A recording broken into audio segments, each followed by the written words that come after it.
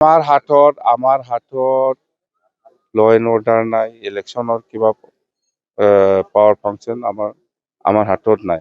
আমি কৈছোঁ, chief minister ডাঙৰীয়াক আমি কৈছোঁ যে BTC চুক্তি 2003 10 ফেব্ৰুৱাৰীটো যদি সন্মান দি পেলাই আমি কাম কৰিব লাগিব বা আমি BTCয়ে কাম কৰিম।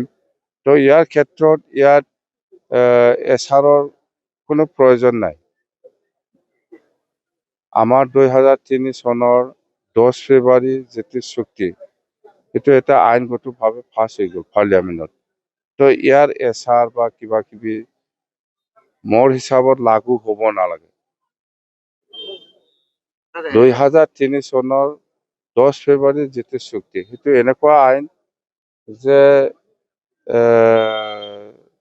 2003 চনৰ 10 ফেব্ৰুৱাৰীলৈকে যিসকল আছে চবেই BTCৰ বাসিন্দা। এই হিচাপত এইটো সন্মান জনাই ইয়াত এছাৰৰ প্ৰয়োজন বুলি আমি ভাবা নাই। সেইকাৰণে আমি চেঞ্চাৰক ৰিকুৱেষ্ট কৰিছোঁ, পাছ হৈছে।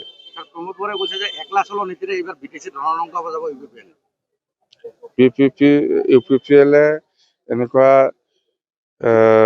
ৰণদংগা না কি কয়, এইবিলাক কৰিবৰ কাৰণে মেন পাৱাৰে নাই এতিয়া।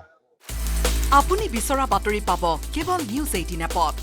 নিউজ 18 এপ ডাউনলোড কৰিবলৈ স্কেন কৰক এই QR কোড। গুগল প্লে ষ্টৰতো পাব এই নিউজ 18 এপ।